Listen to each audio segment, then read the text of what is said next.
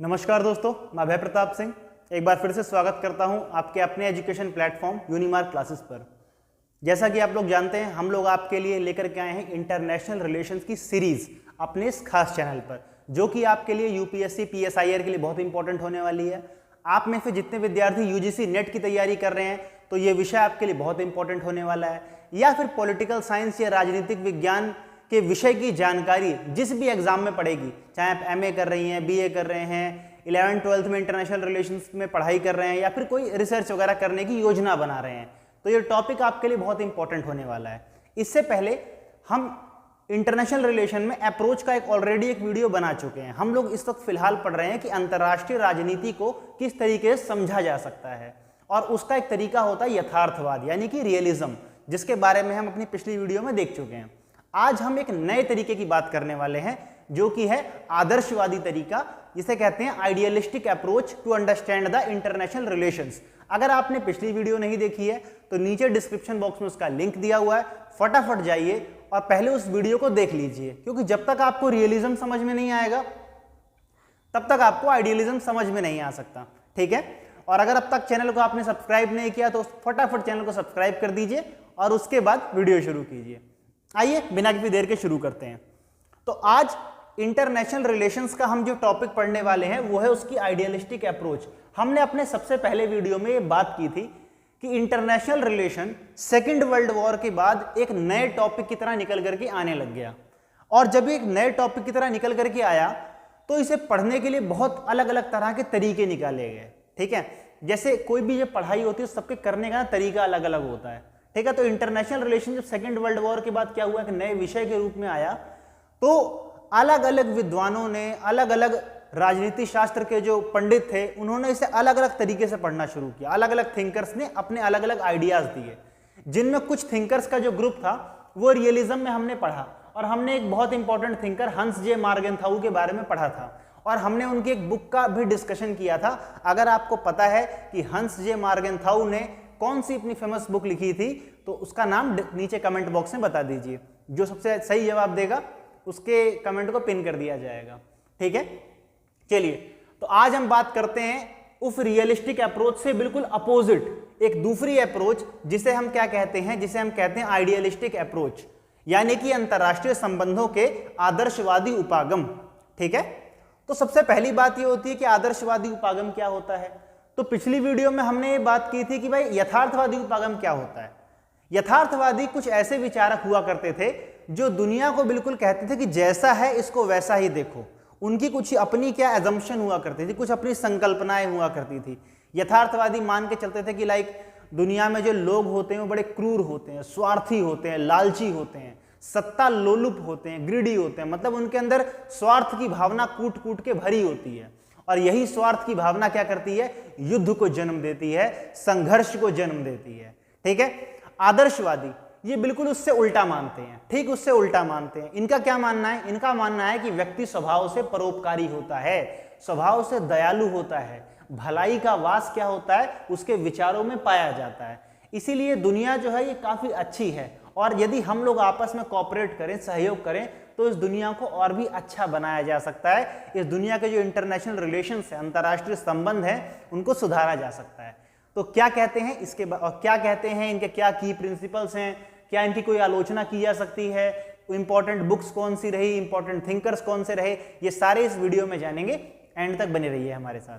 ठीक है, देखिए सबसे पहले तो ये आता है डेफिनेशन ऑफ आइडियलिज्म कि आदर्शवाद की परिभाषा क्या है। तो जैसा कि मैंने आपको ऑलरेडी बता दिया कि आदर्शवाद का क्या मतलब होता है। आदर्शवाद एक सोचने का तरीका है। तो क्या है, ये एक दृष्टिकोण है। क्या है ये एक दृष्टिकोण है, यानी कि एक फिलोसफिकल अप्रोच है जो क्या करती है, राज्य का मतलब क्या है, स्टेट, राज्यों और अंतरराष्ट्रीय अभिनेताओं, यानी जो इंटरनेशनल फैक्टर्स होते हैं, ठीक है, इंटरनेशनल जो फैक्टर्स होते हैं उनके बीच में कैसा रिलेशन बनने वाला है, यानी कि इंडिया का रिलेशन पूरे वर्ल्ड के बाकी स्टेट्स के साथ कैसा होगा, यूनाइटेड नेशन के साथ कैसा होगा। इस तरीके से जो कोई एक राज्य है वो पूरे इंटरनेशनल दुनिया में कैसे रिलेशन बनाता है, इस बात को स्टडी करता है। ये एक ऐसा अप्रोच है। ठीक है, ये क्या करता है बेसिकली, ये इस विश्वास को बढ़ावा देता है कि राष्ट्रों को मानवता की भलाई के लिए सहयोग, शांति और सामान्य लक्ष्यों की खोज को प्राथमिकता देनी चाहिए। ठीक है, जैसा कि मैं आपको ऑलरेडी बता चुका हूं इंट्रो में ही कि ये एक ऐसी आइडियोलॉजी है जो ये मान के चलती है कि व्यक्ति के अंदर क्या होती है, सदाचार की भावना होती है, काइंडनेस भी होती है उसके अंदर। ठीक है, हर व्यक्ति सेल्फिश नहीं होता, कुछ लोग समाज की और विश्व की भलाई भी चाहते हैं। ठीक है, और इसलिए क्या कहते हैं कि इनका बिलीफ क्या है और क्या प्रमोट करते हैं, ये कहते हैं नेशन शुड प्रायोरिटाइज। राष्ट्र की जिम्मेदारी क्या होती है, किसे प्रायोरिटाइज करना चाहिए, कॉपरेशन को, यानी स्टेट्स के बीच में कॉपरेशन कम ज्यादा से ज्यादा हो। ठीक है, पीस हो, शांति हो, एंड कॉमन गोल्स, कुछ कॉमन गोल होने चाहिए। जैसे दुनिया के सभी राष्ट्रों के जो गोल होने चाहिए कुछ कॉमन गोल होने चाहिए कि हमें दुनिया से गरीबी दूर करनी है, अशिक्षा दूर करनी है, समानता लाना है, न्याय लाना है, एक ऐसी सुंदर और खूबसूरत दुनिया बनानी है जहां पर किसी के अधिकारों का हनन ना हो, किसी को ऐसा ना लगे उसके साथ अन्याय हो रहा है। तो आइडियलिस्टिक लोग क्या कहते हैं कि हाँ, दुनिया को हम चाहे तो ऐसा बना सकते हैं और ऐसा बनाया जाना संभव है। और कैसे संभव है, अगर दुनिया के स्टेट्स आपस में कॉपरेशन करना शुरू कर दें, तो आपस में सहयोग करना शुरू कर दें। तो ठीक है, ये लोग वॉर को, स्ट्रगल को, इसको बिल्कुल नहीं मानते, इनको बिल्कुल अपोज करते हैं इन सारी आइडियोलॉजी को। ठीक है, चलिए आगे देखिए।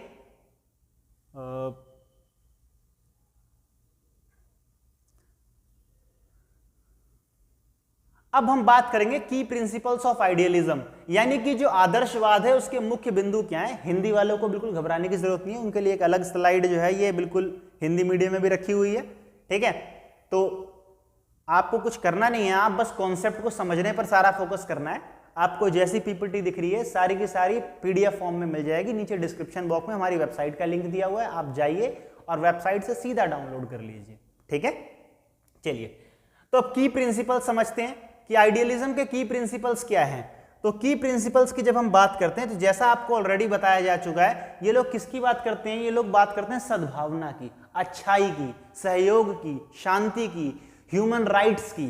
ठीक है, ये इसकी बात करते हैं। तो इनके कुछ की प्रिंसिपल्स हैं कि स्टेट को इन प्रिंसिपल्स को तो फॉलो करना ही चाहिए अगर वो आइडियलिस्टिक अप्रोच को अपनाना चाहते हैं। तो इनका कहना है कि भाई इंटरनेशनल कॉपरेशन। ठीक है, आइडियलिज्म का इस बात पर बड़ा ही ठोस मानना है, बहुत भरोसा है उनका कि दुनिया में इंटरनेशनल कॉपरेशन पॉसिबल है और इस इंटरनेशनल कॉपरेशन से क्या हो सकता है, हम अचीव कर सकते हैं कुछ शेयर्ड ऑब्जेक्टिव। हमारे कुछ जो कॉमन ऑब्जेक्टिव हैं, दुनिया से आतंकवाद को खत्म करना है, ठीक है, दुनिया से युद्ध को खत्म करना है, तो हमारे इस तरह के जो कॉमन, अब दुनिया का कौन सा देश होगा जो आतंकवाद को खत्म नहीं करना चाहता होगा, है ना, हमारे पड़ोसियों के अलावा। तो दुनिया में जनरली सारे देश क्या चाहते हैं कि हम आतंकवाद से मुक्ति मिल जाए, गरीबी से मुक्ति मिल जाए, अशिक्षा से मुक्ति मिल जाए। ठीक है, और ये कैसे पॉसिबल है, इंटरनेशनल कॉपरेशन के जरिए ही पॉसिबल है। ऐसा कौन मानते हैं, ऐसा आइडियलिज्म के समर्थक मानते हैं। दूसरी किस चीज को सपोर्ट करते हैं, ये ग्लोबल पीस को सपोर्ट करते हैं। ठीक है, इनका पूरा का पूरा बिलीव ये है कि कलेक्टिव एफर्ट अगर लगाया जाए, सामूहिक प्रयास यदि किया जाए, तो दुनिया में क्या किया जा सकता है, शांति स्थापित की, पीस और स्टेबिलिटी ये स्थापित की जा सकती है। लेकिन उसके लिए जरूरत किसकी पड़ेगी, उसके लिए जरूरत पड़ेगी इंटरनेशनल इंस्टीट्यूशंस की, यानी अंतरराष्ट्रीय संस्थाओं की आवश्यकता पड़ेगी। कहने का मतलब है आइडियलिज्म के लोग क्या कहते हैं, आइडियलिज्म के लोग कहते हैं कि सारे राज्यों को, सारे दुनिया के स्टेट्स जो हैं उनको साथ में आना चाहिए, साथ में आकर के एक ऐसी अंतर्राष्ट्रीय व्यवस्था, एक ऐसी अंतर्राष्ट्रीय संरचना का निर्माण करना चाहिए जो दुनिया में शांति स्थापित कर सके, जैसे यूनाइटेड नेशन। ठीक है, यूनाइटेड नेशन जब से बना है 1945 से लेकर के, ये ठीक है कि बहुत सारे युद्ध हुए हैं, लेकिन बहुत सारे युद्ध रोके भी गए हैं यूनाइटेड नेशंस के द्वारा।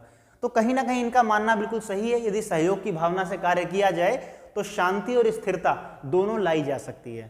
ठीक है, तीसरा इनका प्रिंसिपल क्या कहता है, इंटरनेशनल ऑर्गेनाइजेशन। ये अंतरराष्ट्रीय संस्थाओं को बड़ा बढ़ावा देते हैं। इनका मानना है कि जैसे हर राज्य की अपनी अपनी सरकार होती है ना, इंडिया की अपनी सरकार है, श्रीलंका की अपनी सरकार है, अमेरिका की अपनी सरकार है। ठीक है, तो ये जो इनकी अपनी अपनी सरकारें हैं, सरकार क्या करती है, अपने देश के अंदर स्टेबिलिटी लाती है, अपने देश की भलाई के लिए काम करती है ना।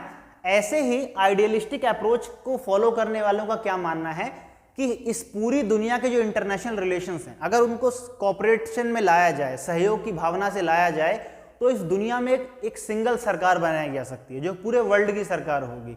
और जो पूरे वर्ल्ड की सरकार होगी मतलब एक मतलब इंटरनेशनल ऑर्गेनाइजेशन हो जाएगा वो तो। और वो जो इंटरनेशनल ऑर्गेनाइजेशन होगा वो क्या करेगा, पूरी दुनिया में शांति स्थापित करेगा। ठीक है। उसके बाद जो लास्ट इनका की प्रिंसिपल है वो है प्रमोशन ऑफ ह्यूमन राइट्स। ये लोग ह्यूमन राइट्स को बहुत ज्यादा प्रमोट करते हैं। ठीक है। इनका टोटल बिलीफ क्या है कि ह्यूमन राइट्स को इंश्योर किया जाना चाहिए। ठीक है। इनका मानना है कि पूरी दुनिया में क्या करना चाहिए, मानव अधिकारों की सुरक्षा की जानी चाहिए। अब मानव अधिकार की सुरक्षा कैसे की जाएगी, एक इंसान को एक ऐसा एटमॉस्फेयर प्रदान करना या ऐसा एटमॉस्फेयर प्रोवाइड करना जहां पर इक्वालिटी हो, जहां पर जस्टिस हो, जहां पर क्या हो, इंडिविजुअल की फ्रीडम हो। कहीं पर भी ऐसा ना हो कि किसी व्यक्ति को अगर ऐसा लग रहा है कहीं पर रहते हुए कि नहीं यहां मेरे साथ भेदभाव हो रहा है, यहां मेरे साथ अन्याय हो रहा है या यहां मेरे साथ न्याय नहीं हो रहा है, तो ऐसे माहौल में क्या होता है, संघर्ष की स्थिति उत्पन्न हो सकती है, स्ट्रगल हो सकता है। ठीक है। जैसे एक बहुत बड़ा इतिहास रहा है कि इनका अमेरिका में अगर आप देखोगे तो ब्लैक और व्हाइट्स का इतना ज़्यादा उनमें स्ट्रगल हुआ, इतना ज़्यादा स्ट्रगल हुआ क्योंकि वहाँ जो ब्लैक कम्युनिटी के लोग थे ना उनके साथ बड़ा ही ज़्यादा भेदभाव हुआ करता था, बहुत ज़्यादा। किस स्तर तक भेदभाव था तो आप सोच भी नहीं सकते। ठीक है। अभी 1-2 साल पहले की बात है, वहाँ ब्लैक लाइव मैटर करके एक मोमेंट भी चला था, किसी जॉर्ज नाम के ब्लैक पर्सन की डेथ हो गई थी पुलिस कस्टडी में। पुलिस कस्टडी में क्या, सामने ही मार दिया गया था उसको। ठीक है। तो ये तो एक एग्जाम्पल है। अगर आप 1970s के दौर में जाओगे, 1960 से लेके 1970s तक, उस वक्त तो ये स्ट्रगल इतना खतरनाक था कि अमेरिका की सड़कों पे खून रहता था हमेशा, या तो ब्लैक का या तो व्हाइट का। तो देखिए जहां पर इनजस्टिस होगा, अगर एक कम्युनिटी को ऐसा लगेगा कि हमारे साथ अन्याय हो रहा है तो वो क्या करेगी, उसका संस्था से तो भरोसा उठ गया है, तो वो क्या करता है, वो खुद लड़ना शुरू कर देता है। आपको श्रीलंका का इतिहास देखेंगे कि आप श्रीलंका में 2 बहुत मेजर गुट होते हैं, तमिल हैं और सिंहलीज हैं। ठीक है। यही तमिल कम्युनिटी के जो लोग हैं इनको शुरू में लगता था कि लाइक हमारे साथ बहुत अत्याचार अन्याय हो, और लगता क्या था, होता था इनके साथ। वहां पर सिंहलीज मेजोरिटी एरिया था, तो सिंहलीज लोगों के अपने नेता थे, सारे एडमिनिस्ट्रेशन में उनके अपने लोग हो गए थे, हर जॉब पे उनका कब्जा था, जितनी भी नीतियां बनती थी, नियम बनते थे, वो इस प्रकार से बनाए जाते थे कि जो सिंहलीज लोग हैं उनका सुपीरियोरिटी स्टैब्लिश रहे। अब एक जो तमिल व्यक्ति है, मान लीजिए वो एक तो वैसे गरीब है, पिछड़ा है, उसके बाद उसके साथ यदि कोई समाज में अन्याय होता है, उसका पड़ोसी उसे मारता है और वो पड़ोसी मान लीजिए सिंहली है, वो पुलिस स्टेशन में गया, पुलिस स्टेशन में जो इंस्पेक्टर है वो सिंहली है, वो कुछ नहीं कर सकता। वो किसी नेता के पास गया, वो सिंहलीज है, तो उसकी कहीं जब उसको कहीं से न्याय नहीं मिलेगा तो क्या करेगा, आखिरकार वो खुद हथियार उठा लेगा और स्ट्रगल करना शुरू कर देगा। तो इसीलिए आइडियलिस्टिक अप्रोच क्या कहती है, आइडियलिस्टिक अप्रोच ये कहती है कि दुनिया में हमें क्या स्टैब्लिश करनी चाहिए, ह्यूमन राइट्स को स्टैब्लिश करना चाहिए। और ह्यूमन राइट्स को स्टैब्लिश कैसे किया जा सकता है, इक्वालिटी, जस्टिस और इंडिविजुअल फ्रीडम को ग्लोबल स्केल के ऊपर प्रमोट किया करके। ठीक है। क्योंकि जब तक हम ये चीजें इंश्योर नहीं करेंगे तब तक आइडियलिस्टिक जो व्यवस्थाएं हैं वो स्थापित नहीं हो पाएंगी और दुनिया में हमेशा वॉर और ये सब बनी रहेगी हमेशा। ठीक है। तो आई होप आपको पसंद आ रहा होगा। अगर आपको पसंद आ रहा है तो वीडियो को लाइक कर दीजिए और कैसा लग रहा है कमेंट बॉक्स में बता भी दीजिए। ठीक है। चलिए, ये हिंदी मीडियम वालों के लिए पढ़ लेंगे जब उन्हें स्लाइड मिल जाएगी ये। अब सवाल पैदा होता है कि कुछ क्रिटिसिज्म भी आइडियलिज्म का है या नहीं है, तो बिल्कुल है। देखिए, जब भी राजनीति में कोई भी विचार हो वो कभी भी आलोचना से परे नहीं होता। ठीक है। हर विचार में कुछ खूबियां होती हैं तो कुछ कमियां होती हैं। खूबियों को समाज ग्रहण करता है तो आलोचनाओं से क्या होता है, वो सीखता है कि इसमें क्या क्या कमियां हैं और हमको क्या क्या नहीं करना चाहिए। तो आदर्शवाद भी भले ही बातें बहुत अच्छी कर रहा है, आइडियलिस्टिक लोग बातें बहुत अच्छी कर रहे हैं कि लाइक कॉपरेशन होना चाहिए, ह्यूमन राइट्स होना चाहिए, ग्लोबल सिक्योरिटी होनी चाहिए, इंटरनेशनल ऑर्गेनाइजेशंस होनी चाहिए, लेकिन क्या इसका कुछ क्रिटिसिज्म किया जा सकता है, कुछ इसमें कमियां हैं? तो बिल्कुल है। आइए देखते हैं क्या कमियां हैं। ठीक है। सबसे पहली बात तो ये बहुत ही अनरियलिस्टिक बातें करते हैं। ठीक है। कैसी बातें करते हैं? अनरियलिस्टिक बातें कर रहे हैं। इनका जो एजम्पशन है वो काफी अनरियलिस्टिक है। क्यों अनरियलिस्टिक है? क्योंकि ये कुछ ऐसे टारगेट की बात कर रहे हैं, कॉपरेशन करेंगे, ग्लोबल पीस ले आएंगे और रियल वर्ल्ड में, लेकिन रियल वर्ल्ड में ये चीज पॉसिबल नहीं है। ठीक है, आप रियल वर्ल्ड में पॉसिबिलिटी ही नहीं है कि इतना कॉपरेशन आ जाए कि वो चीजें जो है वो रियल वर्ल्ड में सारी चीजें अटेनेबल हो जाए, आप इतनी सिक्योरिटी लेकर के आ जाए, ऐसा नहीं हो सकता। अगर इंडिया और पाकिस्तान में वॉर हो जाती है, मान के चलिए इंडिया और पाकिस्तान में वॉर होगी, तो रीजन क्या, लाइक कश्मीर है, ठीक है। अब कश्मीर क्या इंडिया वालों को टेबल पे बिठा के समझा देंगे आपके, नहीं कश्मीर दे दो लाइक पाकिस्तान को, ऐसा नहीं हो सकता। इंडिया और पाकिस्तान में जितना मर्जी कॉपरेशन कर लीजिए, तो ये कश्मीर एक ऐसा इश्यू है जो उनके इंटरेस्ट का इश्यू है, ठीक है। तो इसके ऊपर कभी भी कॉम्प्रोमाइज नहीं करेगा, कोई भी देश कॉम्प्रोमाइज नहीं करेगा, ठीक है। तो ये एक ऐसा टारगेट है जो कि अटेनेबल नहीं है, मतलब पाकिस्तान के रहते रहते तो ये पॉसिबल नहीं है कि कश्मीर हमको मिल जाए, ठीक। तो कश्मीर अगर लेना है तो पहले पाकिस्तान को निपटाना पड़ेगा, तो ये एक मेंटेलिटी होती है। अगर पाकिस्तान को निपटाना है तो वॉर या स्ट्रगल ये वाला प्रोसेस के थ्रू तो जाना ही जाना पड़ेगा। तो कहने का मतलब ये है, और ये एजम्पशन दे रहा हूँ मैं, कोई वॉर को बढ़ावा नहीं दे रहा, इस बात का ध्यान रखिएगा। अनरियलिस्टिक एजम्पशन है इनकी, इनका मानना है जो कि दुनिया के सारे देश बैठ जाएंगे, शांति हो जाएगी, तो कभी नहीं हो सकती, ठीक है। इराक ईरान में कभी शांति नहीं हो सकती, इंडिया पाकिस्तान में कभी शांति नहीं हो सकती, चाइना जापान में कभी शांति नहीं हो सकती, साउथ कोरिया नॉर्थ कोरिया में कभी शांति नहीं हो सकती, अमेरिका और रशिया में कभी शांति नहीं हो सकती, ठीक है। तो ये दुनिया के ऐसे देश हैं जिनके बीच में शांति असंभव है। तो इतना अनरियलिस्टिक एजम्पशन करना इनका पहला क्रिटिसिज्म है। दूसरा क्या है, ये निग्लेक्ट करते हैं पावर ऑफ डायनेमिक्स को। किसको निग्लेक्ट करते हैं? पावर ऑफ डायनेमिक्स को। ये बेसिकली क्या करते हैं, जो पावर का डिस्पैरिटीज होती है नेशंस के बीच में, जो एक कॉम्पिटिटिव नेचर होता है इंटरनेशनल रिलेशंस में, मतलब एक देश दूसरे देश से आगे निकलना चाहता है, ठीक है। कई बार देखा होगा आप लोग, हम भी कहते हैं कि लाइक हमारी जो इकोनॉमी है वो फ्रांस को पीछे छोड़ चुकी है, ब्रिटेन को पीछे छोड़ चुकी है, जल्दी हम चाइना को टारगेट कर रहे हैं, चाइना वाले कहते हैं हम अमेरिका को टारगेट कर रहे हैं। तो ये जो कंपटीशन का भाव है ये दुनिया में हमेशा लगा रहेगा, ठीक है। हर इंसान अपने आप को पावरफुल बनाना चाहता है, इकोनॉमिकली पावरफुल बनाना चाहता है, मिलिट्री से थ्रू पावरफुल बनाना चाहता है, ठीक है। तो ये कंपटीशन जब तक दुनिया में है तब तक वो दुनिया जिसकी बात आइडियलिज्म के लोग करते हैं वो पॉसिबल ही नहीं है, ठीक है। चलो, तो पावर डायनेमिक्स एक सच है दुनिया का जिससे आइडियलिज्म वाले नहीं मानते, और ये इनका बहुत बड़ा क्रिटिसिज्म है, ठीक है। तीसरा ये है लिमिटेड स्कोप। इनका जो स्कोप है बहुत लिमिटेड है, बहुत छोटा है। ये कहते हैं भाई शांति ले आओ, सबके लिए मानव अधिकार, सबको पूरे अधिकार दे दो और उससे दुनिया में शांति आ जाएगी। ऐसा नहीं होता। इंसान की इच्छा क्या है? केवल समानता है क्या? न्याय है क्या? सिर्फ नहीं, ऐसा नहीं है।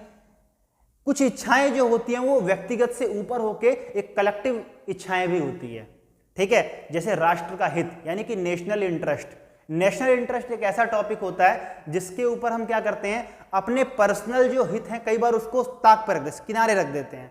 व्यक्ति को लगता है कि नहीं, भले मेरे साथ ये वाला काम महंगा हो जाए लेकिन ये वाला काम तो पर्टिकुलर होना चाहिए, ठीक है। जैसे कि आपको पता होगा कि जब हमारे विंग कमांडर अभिनंदन पाकिस्तान में थे, सारा देश कलेक्ट हो गया, ठीक है।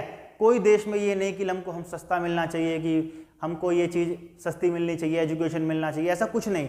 उस वक्त पूरे देश की एक कलेक्टिव आवाज़ थी कि हमें हमारे जो विंग कमांडर हैं वो हमें वापस चाहिए और बिल्कुल सही सलामत वापस चाहिए, ठीक है। तो ये होता है एक नेशनल इंटरेस्ट का भाव। इस प्रकार के भाव भी क्या होते हैं, व्यक्ति के अंदर होते हैं, ठीक है।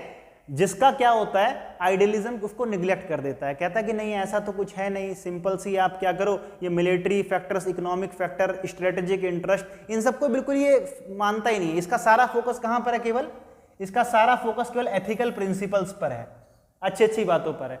तो ये इसका बहुत बड़ा डीमेरिट है, ये ठीक है। क्या है इसका? ये डीमेरिट है।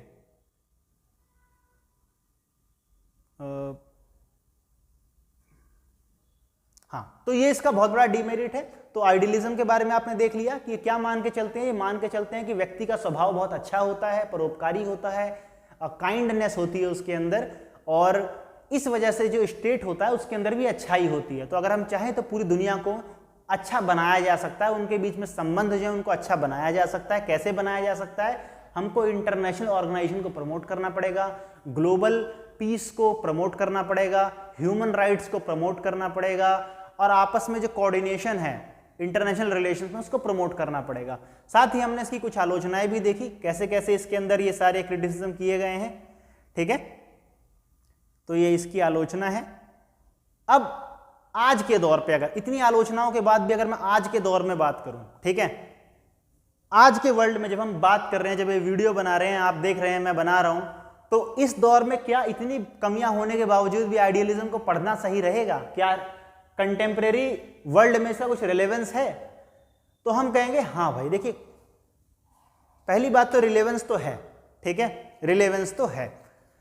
जब भी हम बात करते हैं किसी विचार की, तो इस बात को ध्यान में रखना चाहिए कि कोई भी आइडिया कभी मरता नहीं है। ठीक है, फिलोसफर मर जाएगा लेकिन फिलोसफी कभी नहीं मरती, इस बात का हमेशा ध्यान रखना। ठीक है, महात्मा गांधी आज दुनिया में नहीं है लेकिन गांधी जी के विचार तो दुनिया में हैं।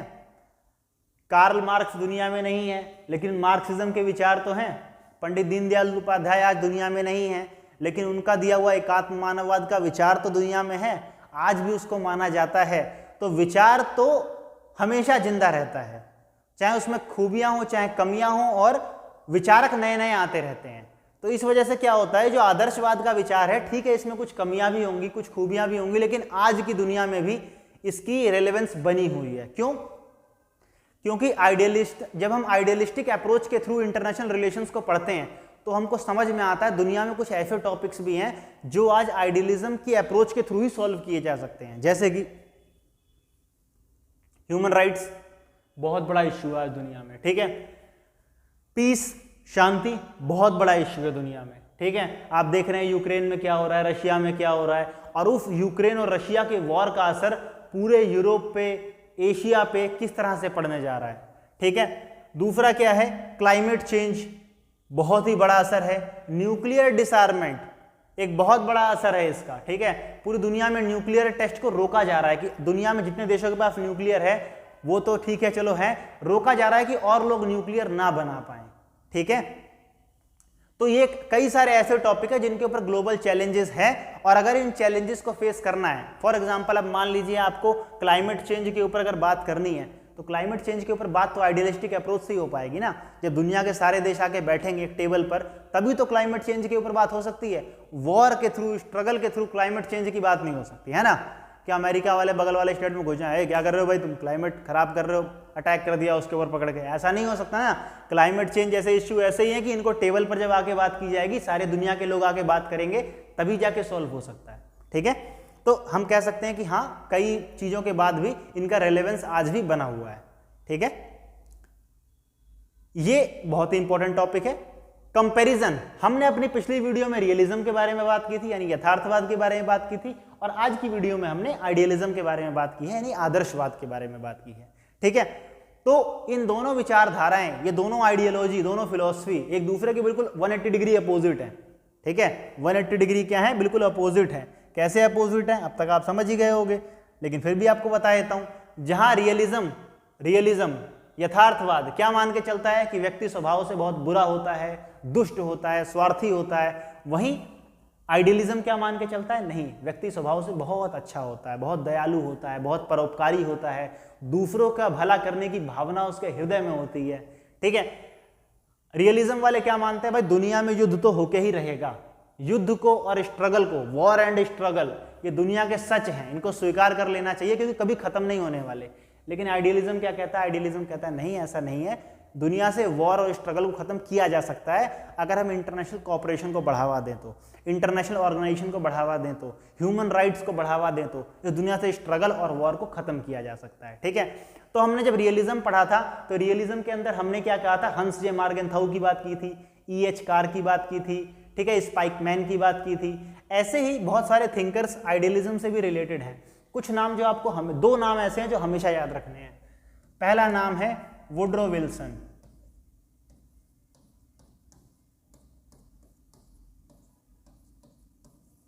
पहला नाम है वुड्रो विल्सन और दूसरा नाम है इमैनुअल कांट।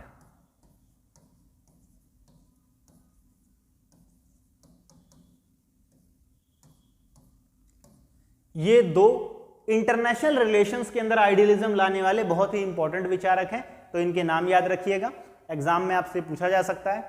तो ये थी आइडियलिस्टिक अप्रोच इंटरनेशनल रिलेशंस को समझने के लिए। अगली वीडियो में जब आपसे मिलेंगे तो एक और इंपॉर्टेंट टॉपिक लेके आएंगे इंटरनेशनल रिलेशन का आपके लिए।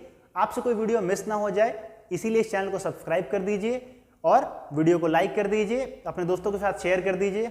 मिलते हैं अगले वीडियो में, तब तक के लिए धन्यवाद, नमस्कार।